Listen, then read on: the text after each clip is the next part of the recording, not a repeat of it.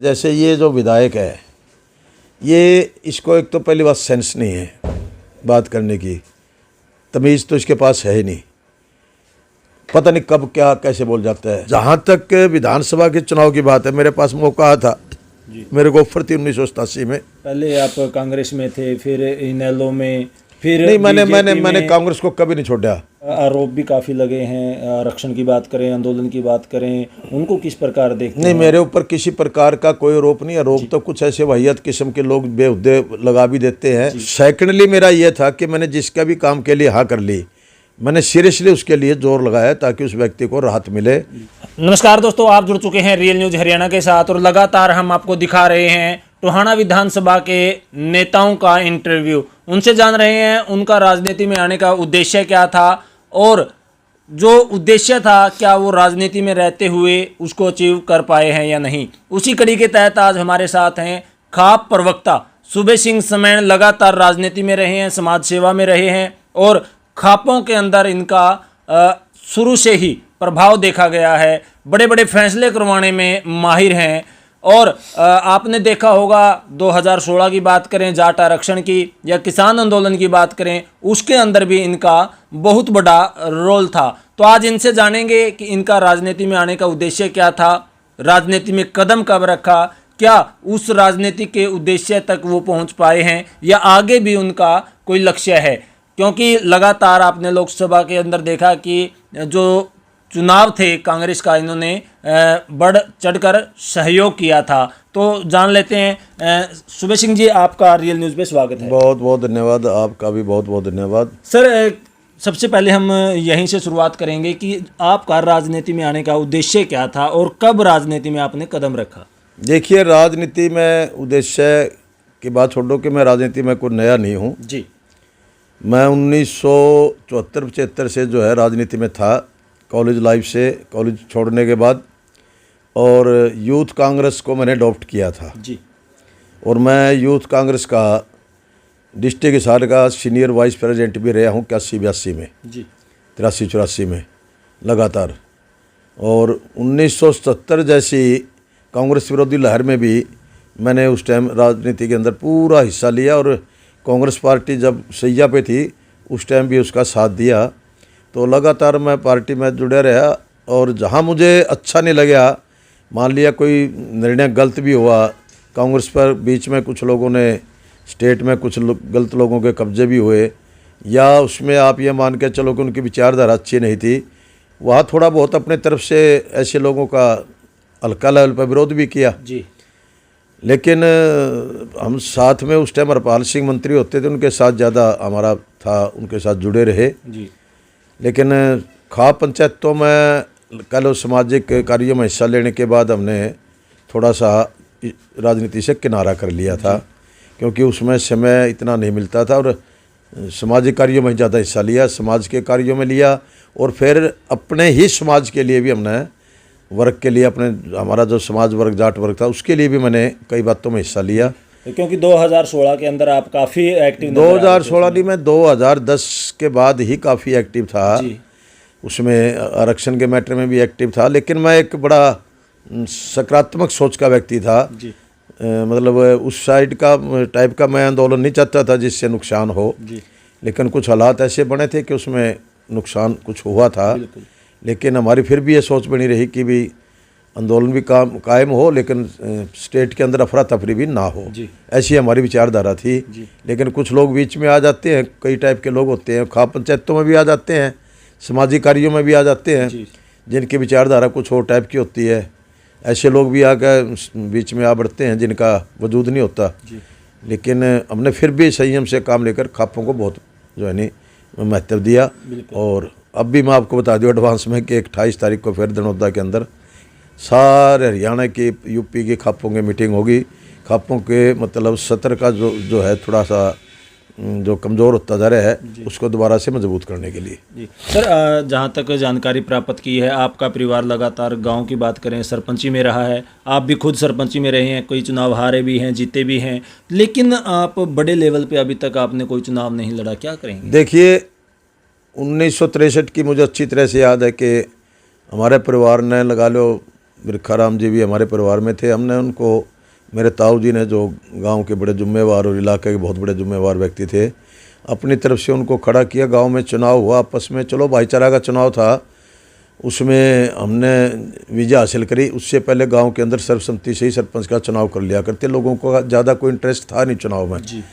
तो पहला ही चुनाव था और पहले में उसमें विजय हासिल की थी और पहली बार ही उनको फिर ब्लॉक समिति का मेंबर भी हमने मिलजुल के बनाया। तो उसके बाद नेक्स्ट जो चुनाव हुआ उसमें मेरे ताऊ जी गोपीराम जी खड़े हुए।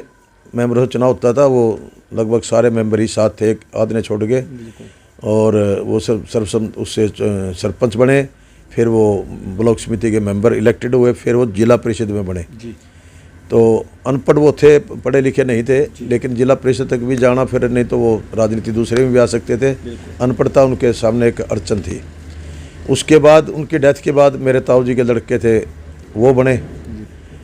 फिर 1982-83 में हमने अपनी तरफ से, मेरे नाम राष्ट्रीय सूबे सिंह, उसको खड़ा किया। दूसरी साइड से दूसरे व्यक्ति खड़े थे। मैं उस टाइम पंचायत समिति का पंचायत में बना, फिर पंचायत समिति का बना, उसको हमने सरपंची में जितवाया जी।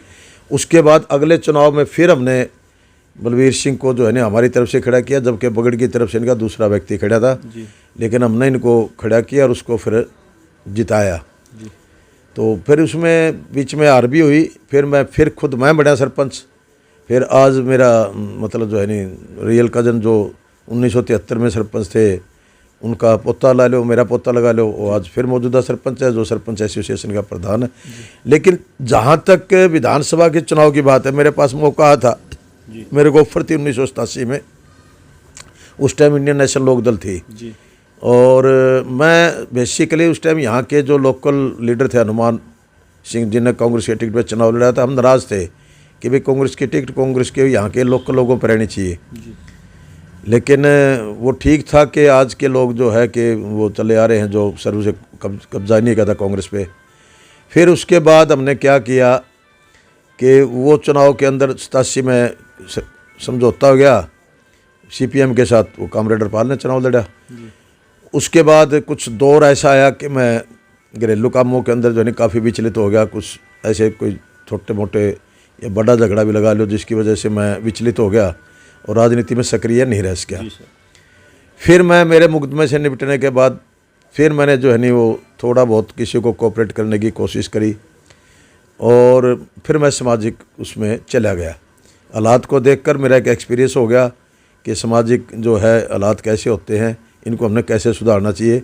इसलिए एक्सपीरियंस से ही आदमी को ज्ञान होता है और वो मैंने जो है उसमें बड़ा बढ़ चढ़ के हिस्सा लिया, जिसकी वजह से जो है नहीं हम अच्छे मुकाम पे पहुँचे। नफ़े सिंह नैन जो वो राष्ट्रीय अध्यक्ष थे, मैं राष्ट्रीय प्रवक्ता था। चौधरी कुलदीप सिंह डांडा जो थे वो जनरल सेक्रेटरी थे, लेकिन वो बाद में रिजाइन कर गए थे।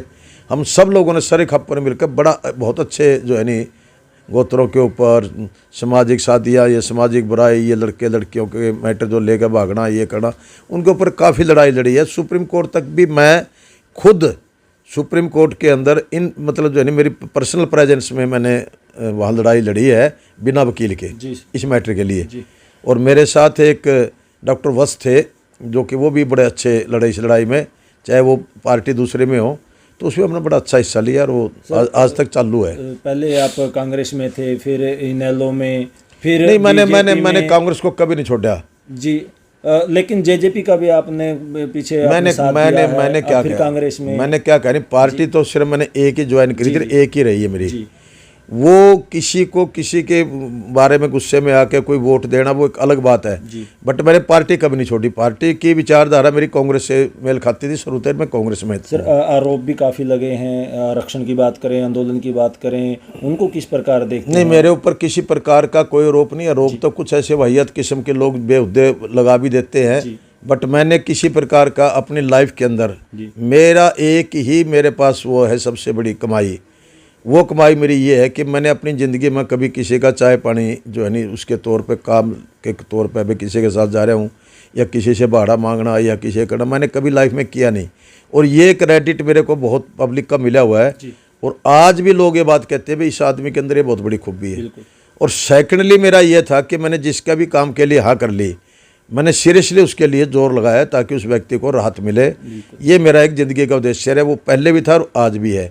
रही बात ना झुकने की, मैंने कभी भी पार्टी में भी रह के या उसके साथ काम किया, अगर कोई आदमी गलत राही पे है तो उसका विरोध भी किया पार्टी में रह बोलने में भी थोड़ा अक्कड़ स्वभाव, अक्कड़ स्वभाव नहीं है। सच्चाई जो होती है वो मुंह पे कहने से आदमी को फिर दूसरे को बुरा इसलिए लगता है कि अगर किसी आदमी को आप निकम्मे को निकम्मा कहोगे तो उसको महसूस होगा। वो मेरी आदत नहीं है कि भी निकम्मे को निकम्मा ना कहो। पूर्व में रहे भूपेंद्र सिंह हुड्डा या मनोहर लाल खट्टर जी आमने सामने भी कई बार बिल्कुल मैंने कहा, भले उनको सामने भी कहा मैंने। भूपेंद्र सिंह हुड्डा से भी जैसे समाज की बात होती थी और जो बात हमें समाज के लिए ठीक नहीं बैठी, चाहे वो भूपेंद्र सिंह हुड्डा हो की बात हो, चाहे वो चौटाला जी की बात हो, चाहे मनोहर लाल खट्टर की बात, तो मुझे ये लगा कि अगर ये समाज की बात सही नहीं है तो मैं नहीं, मेरे साथ जितने भी लोग जाते थे 20, 30, 40 जो भी हम कमेटी के लोग बने होते थे, जब मैंने इस सब बात को कभी ये बात हमारे पक्ष में नहीं है तो हम ये नहीं है कि वे हुड्डा साहब की मीटिंग भी छोड़कर बाहर नहीं आए हैं, लेकिन वो समाज का मुद्दा था, वो पार्टी का मुद्दा नहीं था। पार्टी का मुद्दा तो पार्टी के अनुशासन से चलता है।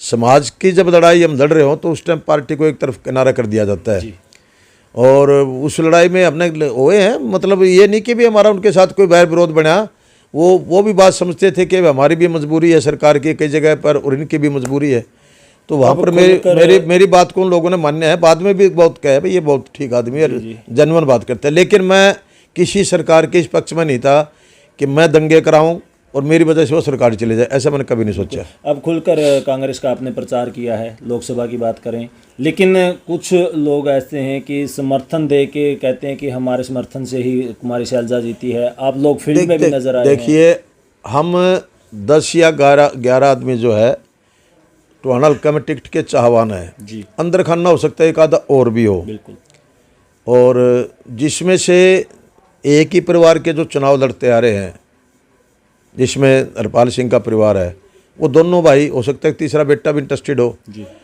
निशान सिंह ने भी कांग्रेस ज्वाइन करी है जेजेपी छोड़कर, उसका भी इंटरेस्ट है, मेरा भी इंटरेस्ट है। कृष्ण नागली का भी, इसने भी जेजेपी छोड़कर कांग्रेस को ज्वाइन किया था, इसका भी इंटरेस्ट है। बलदेव सिंह नंदीवाल और जयपाल लाली रतिया से बिलोंग करते हैं, बट उनका भी टोहाना में इंटरेस्ट है। एक लड़का और है रमेश डांगरा, एक हरपाल बुढ़ानिया है, सबके इंटरेस्ट है। लेकिन मैंने चुनाव के समय ये कहा था कि भी आप सभी लोग इकट्ठे होकर शैलजा का, कांग्रेस का सपोर्ट करो। शैलजा यहाँ से चुनाव लड़ रही थी, सपोर्ट तो मैंने सारा हरियाणा में कांग्रेस की है जी।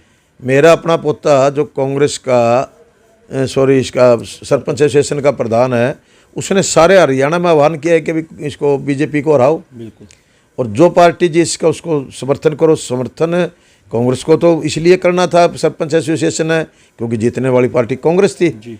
और कांग्रेस भी उस टाइम जो है नहीं ताकत में थी, तो मैंने भी शैलजा के लिए इसलिए क्या कि शैलजा ही जो है नहीं यहाँ बीजेपी कैंडिडेट को हराने में थी, क्योंकि दूसरा तो कोई था ही नहीं, और दूसरा को हमने करनी भी नहीं थी क्योंकि हमने तो कांग्रेस को करनी थी। इसलिए हमने जो है नहीं इकट्ठे होकर सब ने कहा भी शैलजा जी ने जो विजिट किए हैं, उसने 22-23 गाँव निकाले हैं अपनी विजिट में। अब 105 गांव में से 83 गांव बचते हैं, इनको हम निकालेंगे सारे इकट्ठे होकर। अगर हम इकट्ठे होकर निकालेंगे तो उसका वजूद बना रहेगा और हमारी एकता नज़र आएगी। किसी प्रकार का कोई ये हुड्डा ग्रुप है, ये शैलजा ग्रुप है, ये रणदीप ग्रुप है, या ये फलाना ग्रुप है, ये हमारे ऊपर ब्लेम नहीं लगेगा। हम कांग्रेस की सपोर्ट कर रहे हैं।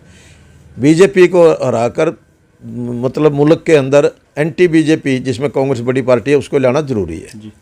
तो उसके अंदर हमने बड़े ज़ोर शोर से सब ने इकट्ठे होकर, उसमें परमवीर हमारे साथ नहीं चला, बिल्कुल, ना उसके भाई चला ना वो चला, उसने अपना अलग से प्रचार किया। ठीक है, उसका अलग मन मानता था, उसने अलग प्रचार किया, हमने इकट्ठे होकर प्रचार किया। एक आध हमारे में से भी कभी कभार बीच में से खिसक जाता था, कभी किसी का प्रोग्राम है उसके काम में चला गया, लेकिन सब ने मिलकर शैलजा के लिए वोट मांगे। चाहे हम थे चाहे परमवीर था, मांगे सब ने शैलजा के लिए, लेकिन मांगने का अपना अपना तरीका अलग था। हम चाहते थे कि ये भी हमारे साथ चले, लेकिन ये नहीं चला। ये इसकी अपनी सोच थी, क्योंकि ये कांग्रेस से पुराना लड़ता रहा था, बाकी लोगों ने कभी चुनाव लड़ा नहीं कांग्रेस से। पहली बार ही लोग मैदान में आ रहे हैं, भाई कांग्रेस की टिकट हमें जो हमारा राइट है, इतने साल से मेहनत कर रहे हैं, इतने साल से पुराने कांग्रेसी हैं, तो सबकी इच्छा होती है जिन्हें काम किया पार्टी में। तो यहाँ के पूर्व के विधायकों से या फिलहाल मौके के विधायक से लगातार आपकी कंट्रोवर्सी रहती है, प्रतिरोप किए जाते हैं, देखिए कभी वो टलता है, तो उसको लेके क्या ऐसा है, जैसे ये जो विधायक है, ये इसको एक तो पहली बात सेंस नहीं है बात करने की, तमीज़ तो इसके पास है ही नहीं, पता नहीं कब क्या कैसे बोल जाता है। आज ये जेजेपी में बैठे हैं जी। अरे भाई पेंशन तो 4 साल के बाद ही बन जाती है। 4 साल अगर कोई भी विधायक रह जाता है, अगर वो रिजाइन भी कर दे तो 1 साल पहले तो मिड टर्म पोल होते नहीं। ये तो हरियाणा में पता नहीं कैसे, क्योंकि इलेक्शन कमीशन जो है वो तो कठपुतली है बीजेपी की, इसलिए इसका नायब सैनिक का इलेक्शन करवा दिया। अदरवाइज तो लगभग ये होता है कि भाई 1 साल तक करवाते नहीं, क्योंकि अम्बाड़ा का पार्लियामेंट का पड़ा रहा नहीं करवाए इन लोगों ने। वो तो ये उदाहरण दे नहीं सकते कि हम करवा सकते हैं, नहीं करवाते। लेकिन जहाँ इस जिनको हम स्वतंत्र वो कहते हैं संस्थाएं, और वो कठपुतली बन रही हो तो मुल्क का हालात तो बुरे ही होते हैं। तो ऐसे के अंदर इस व्यक्ति को अगर ये चाह था कि मैंने जिस पार्टी में आना है तो रिजाइन दे के आज किसी ने रोक क्या था। भारतीय जनता पार्टी में इसको कहता है कि मेरे को बराला नहीं बढ़ना देता, कांग्रेस में इसको सरपंच नहीं बढ़ने देते, एसोसिएशन कहती है कि भी हमने आप लोगों की मदद करी है, तो ये लगता है कि इसकी खिलाफत में तो हम इसके कांग्रेस के पक्ष में आए और इसका विरोध किया। अब ये व्यक्ति अनाप शनाप इसलिए बोलता है कि भाई जो मेरे साथ 500-400 आदमी हैं जो मेरी बात को सुनते हैं, हो सकता है वो लास्ट तक इसकी बात भी ना सुने, वो भी तितर बितर हो जाएंगे कि भाई मेरे साथ जुड़े रहें। अगर मुझे कोई भी नहीं अडोप्ट करेगा, कोई मुझे अपने नहीं घुसने देगा, तो अभी तो 2-3 पार्टियां रह रही हैं इसके पास। इनल्लो में जा सकता है क्योंकि उनको ज़रूरत है, उनके पास आदमी नहीं है इनल्लो बसप्पा के। हो सकता है बसप्पा में जाके इनल्लो का समझौता है, वहाँ से लड़ ले ये। हो सकता है ये आप पार्टी से लड़ ले, वो अलग लड़ रही है। और जेजेपी से तो ये चाहता है कि मैं ना लड़ूँ, लेकिन लास्ट में हो सकता है जेजेपी से भी लड़ ले, क्योंकि अभी तक ये जेजेपी छोड़ क्यों नहीं रहा, अभी तक ये जेजेपी को छोड़ क्यों नहीं रहा। आज अगर विधानसभा का सेशन बुला लें तो ये जेजेपी के मेंबर के हैसियत से वहाँ जाके बैठेगा। और आपको पता होगा कि पिछला जब सेशन बुलाया गया था, जब ये जाके उसमें बैठे थे तो ये उठ के इसलिए जो है नहीं उस सीटों से बाहर आ गए। तो इसके जो रूलिंग सीटिंग जो बेंच है उन पर बैठना चाह रहा था, तो वहाँ रूलिंग पे बेंच बैठता तो ये जो है नहीं निष्कासित हो जाता। अब ये रिजाइन करे तो आए किसी में, अगर बिना रिजाइन करते पार्टी ज्वाइन करते हैं, जैसे किरण उसने करी है, क्या ये श्रुति ने और किरण ने दोनों ने है, माँ बेटी ने है, तो कानूनन तौर पर तो वो भी गलत है, उनकी मेंबरशिप आज रद्द होनी चाहिए। लेकिन जो स्पीकर बैठे हैं वो भी कठपुतली है, वो भी जैसे बीजेपी कहेगी ऐसे चलेगा। वो ये स्पीकर का पद, गवर्नर का पद, ये आपके क्या नाम है इलेक्शन कमीशन, ये पद नहीं है, ये तो कठपुतली है। जैसे रूलिंग पार्टी कहेगी ऐसे चलेंगे। ये तो बड़ा दुर्भाग्य है कि मतलब जिनको आप स्वतंत्र संस्थाएं मानते थे, ऑटोनोमस बॉडी जिनको बोलते हैं, या ऑटोनोमस पद जिसको बोलते हैं, और वो लोग बिक्या तो नहीं मैं कह सकता, पार्टी के वफादार होंगे। वो वहाँ अगर जहाँ पब्लिक की वफादारी दिखानी चाहिए वो पार्टी की वफादारी दिखा रहे हैं, तो ऐसे उसका हाल है। तो इसका भी यही हाल होगा। अब 2 दिन चले गए हैं, अब आप देखो नहीं, रणजीत एमएलए का तो स्वीकार कर लिया क्योंकि बीजेपी की उसने टिकट ले ली, भाई कहीं एमएलए से वो बर्खास्त ना हो जाए, चुनाव लड़ा, मंत्रिमंडल में ले रखे उसको, बैठे हैं मंत्रिमंडल में। कौन सा तो कहीं मंत्रिमंडल में रहने का, उसी टाइम रिजाइन होना चाहिए था जिस टाइम चुनाव लड़ा था। तो सर आपका सामाजिक गतिविधियों को देखते हुए कहीं तो एक्सपीरियंस ज़्यादा है, और अगर कांग्रेस हाईकमान आप पर विश्वास जताती है और टोहाना की जनता आपको आशीर्वाद देती है, तो आपके मन में टोहाना के लिए क्या खास है, क्या मुद्दे आप लेकर आए? हाईकमांड अगर आशीर्वाद देती है, टोहाना की जनता आशीर्वाद देती है, तो रह गया कि प्रजा ने आशीर्वाद दे दिया, हाईकमांड टिकट दे दी, मैं बन गया। टोहाना के लिए क्या तो लेके टोहाना आए? के टोहाना देखो मेरी सबसे पहले तो सोच ये है कि मैं समाज में फैली कुर्तियों के प्रति भी स्टेट में कोई कानून बनवाना चाहता हूँ। बिल्कुल, कि समाज के अंदर जो कुर्तियाँ फैल रही हैं, आज मैं एक सामाजिक आदमी हूँ, मेरे पास पता नहीं कितने लोग दिल्ली आते हैं। बिल्कुल, वो लोग आते रोते चलाते, जी मेरे साथ ये बन गया जी, ये हो गया जी, फलाना हो गया जी, लड़का लड़की ने बाज गए जी, वो शादी कर ली जी, ये हमारा घरेलू डिस्प्यूट है। ऐसे विषयों के ऊपर विचार करके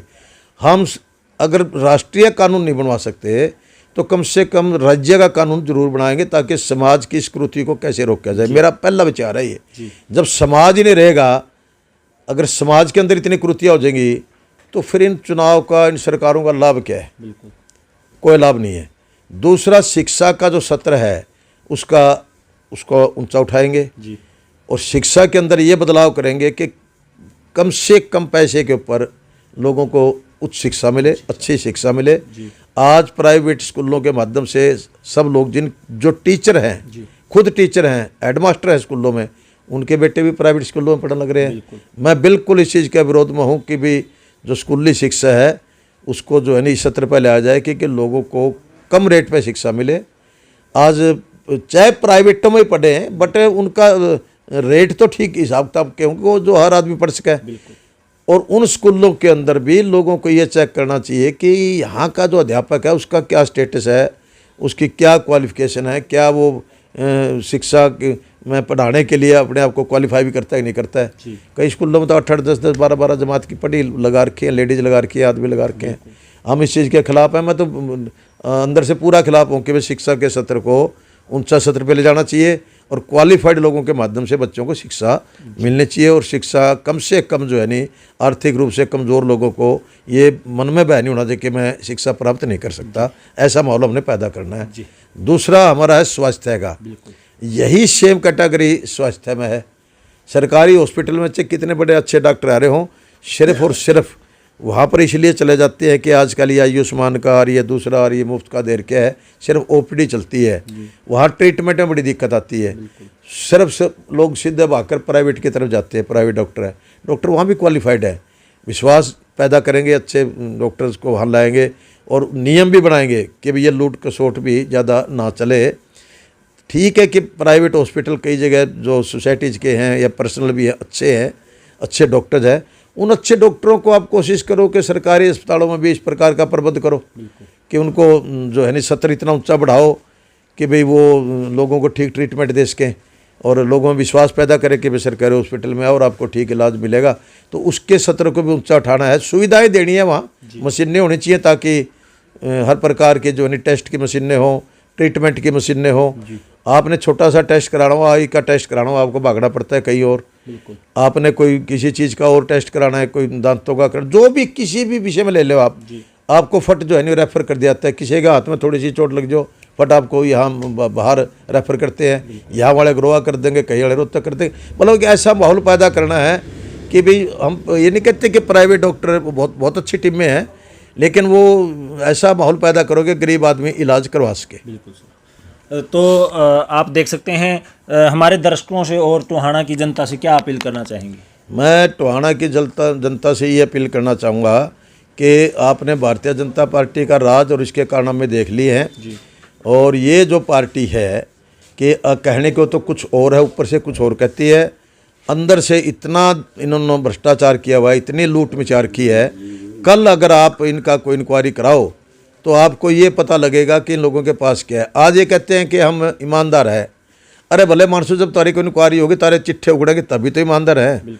आज कोई 10 साल से ईमानदार है, आज उसके घर में रेड हो जो, वो 10 साल तक तो ईमानदार है, फिर वो भ्रष्टाचारी हो जाएगा।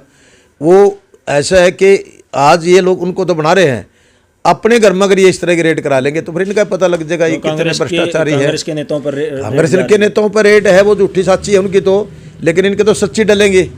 इनके लिए 10 साल थोड़ा इंतजार करेंगे। ये तो जब चले जाएंगे तो उसी दिन रेड शुरू हो जाएगी, क्योंकि इनके तो रेड होगी तो उसी टाइम, नहीं तो धरना खुर्द बुर्द कर देंगे। तो मैं कहूँगा ऐसे लोगों को दोबारा राज का मौका ना दें। और मुझे नहीं लगता कि केंद्र की सरकार भी बहुत ज़्यादा लंबी टिक पाएगी। केंद्र से भी ये जाएंगे, स्टेटों में इनको बदलो ताकि इन भ्रष्टाचारियों से लोगों को पीछा छुटे और देश के अंदर अमन और चैन का राज हो, प्रजा के अंदर शांति हो, एक धर्म दूसरे धर्म का आदर करे, किसी के अंदर किसी भी धर्म ने किसी भी धर्म के लोगों से भयभीत नहीं होना चाहिए। और ये बड़ा बेहुद्दे काम है, धर्मों के नाम लिखाना, दुकानों पे ये लिखाना कि हिंदू का नाम लिखो, दुकान पे लिखाना कि मुसलमान का नाम लिखो। ये नफरत की जो राजनीति है इसको भगाना है और नफरत पैदा करने वालों को जेल में डालना है। Thank you sir. तो आपने देखा राजनीतिक मुद्दों पर, सामाजिक मुद्दों पर खुलकर आज चर्चा की है। खाप प्रवक्ता हैं सुबेश सिंह समैन और अभी इन्होंने एक जानकारी भी दी है कि आज भी एक बड़ी मीटिंग के अंदर ये जा रहे हैं और 28 तारीख को एक महापंचायत होगी दनौदा गांव के अंदर, तो उसकी भी इन्होंने बड़ी जानकारी आपको दी है। तो नए नेता और नए विचारों के साथ आपके सामने फिर हाजिर होंगे। तब तक के लिए जय हिंद, जय भारत।